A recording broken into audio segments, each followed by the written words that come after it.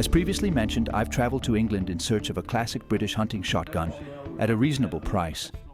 The groundwork was laid in the last episode. So, from your perspective, this is a better choice? I would say so. Okay. And now I'm waiting for the second day of the auction to begin. But you have all the joy when you do like this afterwards. Exactly. At 8,005, here it is, at 8,005.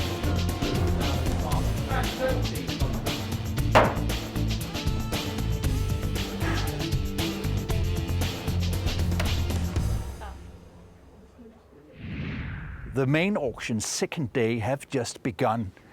And behind these humble walls, people will be buying for millions and millions. I'm going to join that, not in that amount of money. I have just £1,000 to do with. But I've been registered as a buyer. I got this number, so whenever I raise my bid, I do like this. And the rest of the time, and until my lot is for sale, I think I'll sit on my hands. No ticks, no just scratching somehow. So I'll buy something I didn't want to buy. So I'll just go in, sit there and wait. Right in here. You can almost feel it out on the street.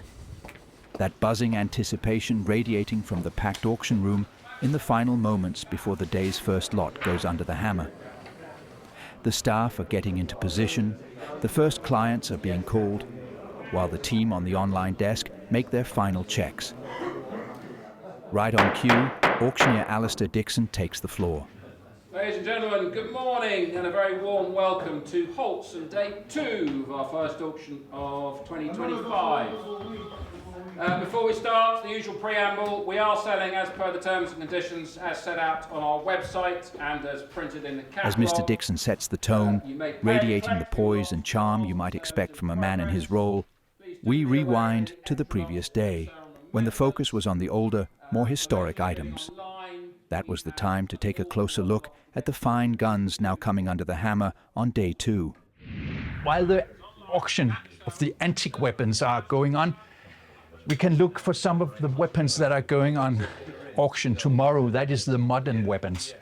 And they represent each their time period and each their brand. And I'm not able to touch them with my fingers. I need to wear gloves because this is the darlings of the auctions tomorrow. Let's start from the beginning. This is Perazzi. It's a true pair. It's hammer guns, and they are from 1863, and they are estimated of a value of something between £5,000 and £10,000. Then we have the famous Holland & Holland. They are from the 1970s, and they have a estimated value, these two guns, of something between £35,000 and £50,000. So they are two of the stars of tomorrow, and the real true stars are these from Boss. They're from 2006. They have a beautiful finish, fantastic balance. I am sure that I would shoot so brilliant with this gun. Unfortunately, it's estimated a value, this pair, of something between £100,000 and £150,000. It's not going to be my bid tomorrow that will do that job. But here they are, a huge collection, a brilliant collection of true gems of British hunting weapon tradition. And they will be under the hammer tomorrow. Back in the auction room, at first glance, an insider's world of organized chaos that takes a moment to decode. But with your senses switched on and the guidance of a true expert, you soon realize everything has its place and every detail adds up. An auction here at Holts is very much like an auction we know from everywhere else. People will come in person and bid in the auction room. At the same time, you have two online platforms bidding via the internet, being the sale room and the valuable. And the auctioneer, he has to commission bids. All the bids that came in by telephone or whatever during the week or the time up to, he has in his book. So he will, let's say we have a lot starting at £1,000, he will call it out at £1,000, but maybe the first couple of bids will be with the auctioneer. He will bid it up to 12 or 1,500 before he releases it to the auction room. And then there's the guys on the phone Then there's like you. Yeah. So we have people back home, or we've been given a piece of paper, please call up this client. He wants to bid at that specific lot. So we are 8, I think there's 8 of us on an auction like today, where we sit and talk to clients on the telephone and we bid on their behalves. So there's a room, 2 platforms, and it could be many people by the phone. You got the room, people, the public, Yeah. you got the commission bids, they're with the auctioneer, you got the platforms, and you got the telephone bids. So that's 4 bidders against each other that make up the dynamic in the auction room. That's where you get the speed from. And the speed is, I mean, it's quite dramatic. It is. Because you have a lot sold in 30, 40 seconds. Oh yeah, oh yeah. We can run through anything between 80 to 100 lots per hour. So that leaves, what, half a minute? Exactly. There you go. And I've got 95, 100, 100. And after sighing over and admiring those exquisite Boss shotguns, it seems only natural to follow the sale itself. Bear in mind, they were valued in a very wide range, between £100,000 and £150,000. Note too that the auctioneer expects the bids to jump in £10,000 increments. 130, 140. Watch Alistair Dixon's reaction when a dealer, bidding by phone on behalf of a client, tries to nudge the price up by just £1,000. The ones, Roger, just because it's you. 155. I'll take 160. No. No.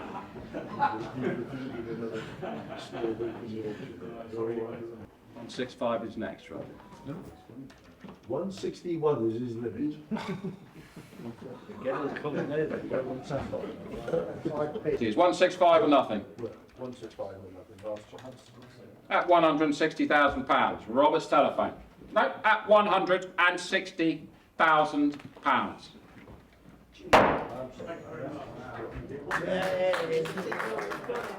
So right now we're in the sealed bid room.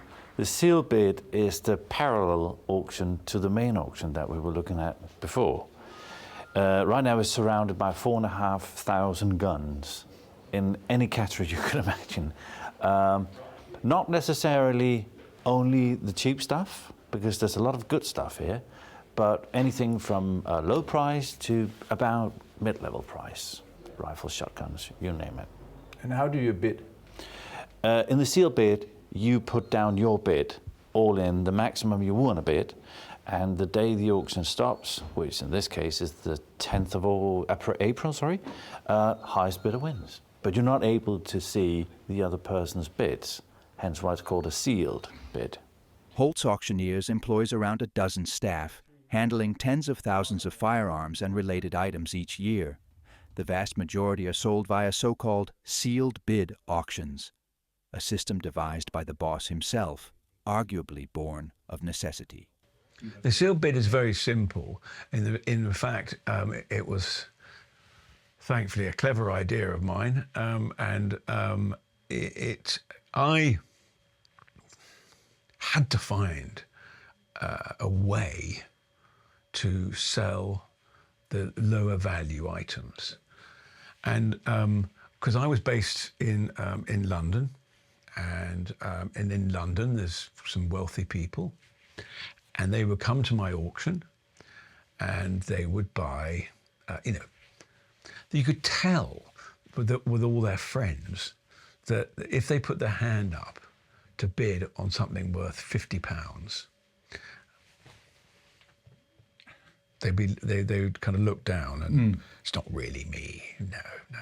But if it was bidding, let's say £1,000, so it was very much showing off. It was a game, a showing off game in the middle of the West End in London by the King's Road and stuff. It was a showing off thing. So I thought, what the? So therefore I had thousands of lots of lower end stuff. And so I thought, oh, I'm going to have to set up a different format of selling this stuff, because the owners have asked me to sell their smart gun, but also their not so smart gun. So I covered the first bit, but I'm getting the second bit wrong. So sealed bid, I noticed it's something that the property market does.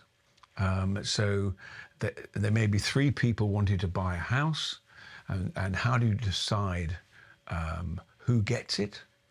That's the asking price. They all 3 offer the asking price. Which one do I take? So, and the way they decide that is through sealed bid. You write out your maximum bid on a piece of paper, put it in an envelope, and then the auctioneer opens the envelope and finds out who put the most in, and he's the winner. So it's a sealed bid. It's not public, it's sealed bid. At last, the half-minute arrives. The moment of truth for the beautiful Purdy from the 1890s I selected the day before with expert help from Tim Warner. A classic gun with a more recent barrel, giving it real usability. There we are. It's a tight one. Yeah. It's almost fit me. Yeah. Wow. What you should try,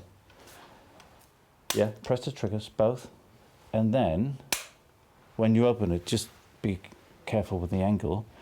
Let go, Whoa. It does all the job itself because it's a self-opener. 1483. Purdy, 12 ball, self-opening side lock, commission interest.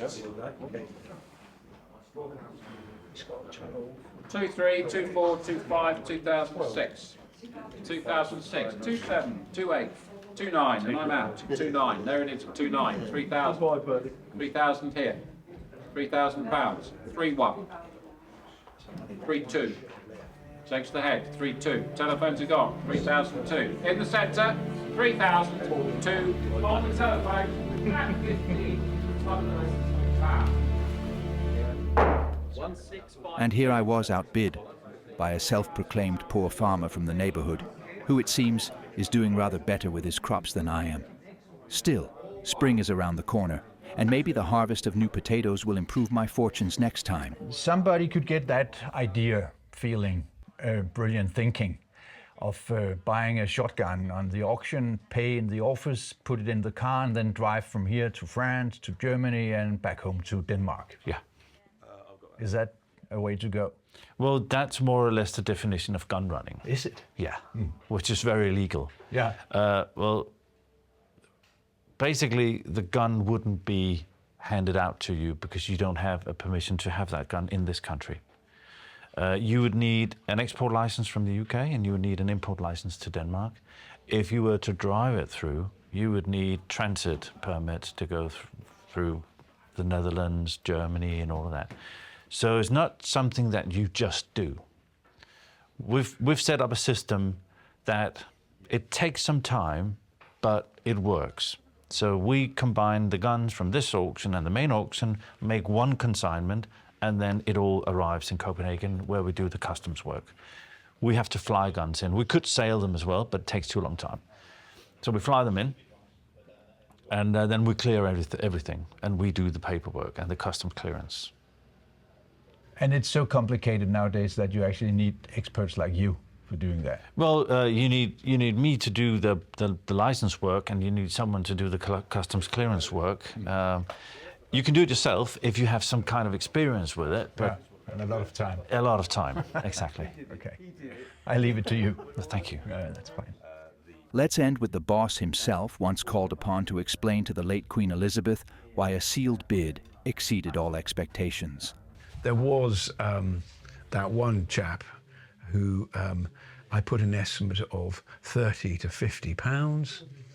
That was your estimate? Yeah, Yeah. £30 to £50. And we got a bid for £18,500. We got one bid, right? Wow. Of £18,500. And I thought, hold on a minute, the estimate is £30. But as a sealed bid goes, I have to accept whatever the bid is. Yeah. And this bid is for £18,500. So I accepted it for £18,500, and he paid me, and he took it away. So the Queen of England, I was having lunch with her, and she said, Nicholas, and I said, yes, Mum. I noticed something in the Antiques Trade Gazette recently. And I said, did you, Mum? Yes. Yes, it was mentioning that your knowledge of on jewellery isn't very good. I said, oh, Mum, I do apologise. Why? Well, because you put on a brooch which for £30 to £50. I said, yes, Mum. And it made 18,500. Explain. Yeah. And so it was, and I said, Mum, you were absolutely right, but it's nothing to do with me, because people, where the seal bid works is you pay what you feel the item is worth to you. Yeah, exactly. And this Arab felt that it was worth £18,500, not £30. and when I when I rang up the owner, and it was a deceased estate of her late husband, and she rang me back and said, Nicholas, I said yes, I've just received a cheque. What for? Oh, for the brooch you sold for me. But I think you've got it wrong. I don't, you must have it wrong. And I said, why? Well, you've just given me a cheque for £18,000. I was expecting £25, Yeah. After your commission. I said, well, to be truthful, no, it's your money. Yeah, so, the seal bid is up and down, but it's grown to such a size from making £15,000 total turnover, so that's £3,000 profit to me. Yeah. It's now making £1 million. Yeah.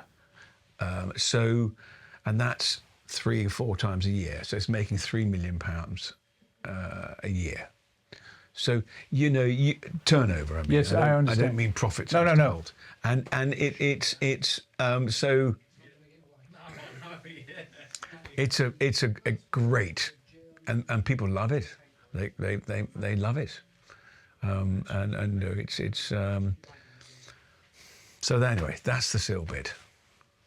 Things have changed for the last couple of months, and here in the beginning of 2025, world is not the same as it used to be. How do that reflect on buying and selling in this company? Well, I think in many ways, a lot of things happen, as you say, but life goes on here. People still hand over guns for sale. The auction, they just keep growing and growing. So, and I think the buyers, it kind of rotates. So right now, Europe is not the strongest buyer at the moment because of Brexit. We haven't seen the full effect of what goes on war-wise in Europe, because it doesn't really affect this. Of course, there's a ban on all Russian guns, even though it's a sporting gun. You cannot send a Russian gun anywhere. That's all right. They don't possess a big piece or part of the auction anyway. So it doesn't really affect this. But we do see a change in buyers over time. Whereas now, America is a very big market, and of course the home market, and then Europe. And nobody knows what's going to happen. No clue. No. But we'll have to take it as it comes. We do. Thank you. It's very full on, isn't it? Now you've seen the auction, the 2 days. It's intense. Yeah. It is.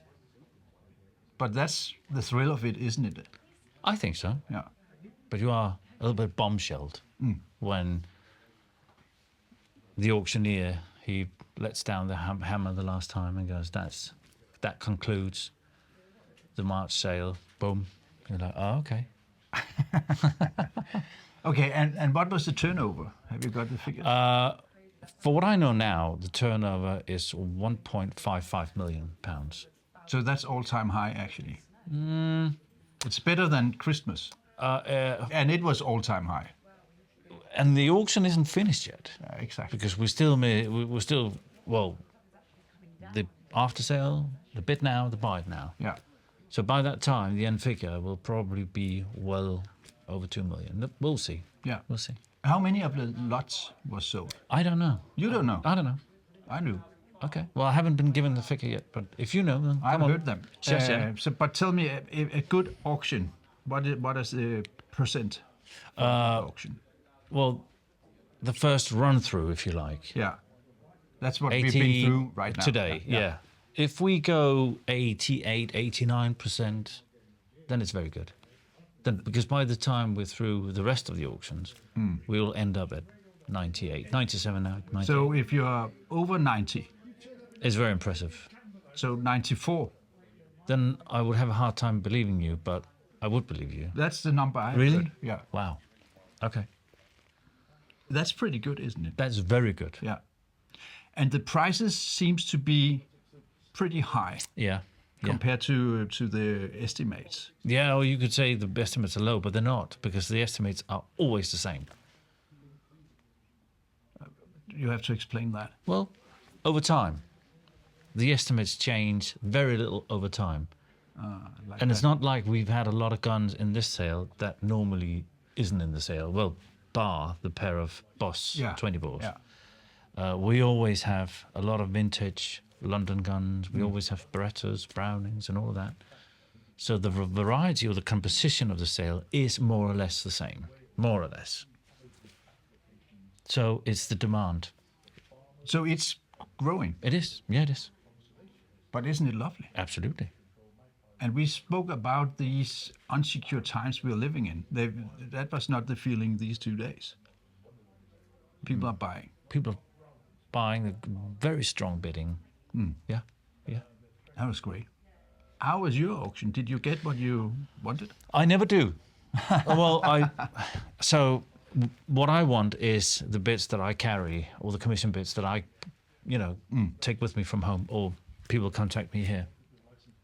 And I think I got 65, 70% of what I bid on, which is actually all right. So my bidders were strong as well. So you're happy. I'm happy, Yeah. absolutely, absolutely. The gun we were looking at, Yeah. you and I, Yeah. and which I dreamed about, I was overbid Yeah, by far. yeah, it just took off. It did. Yeah. By a humble farmer. Yeah. He claimed. Well, isn't that lovely? No money. He bought 2 purdies. Okay, Yeah. well, he could have spared one then. Well, he I would couldn't. thought. He was so eager to get the one we were at. All right. So that was fine.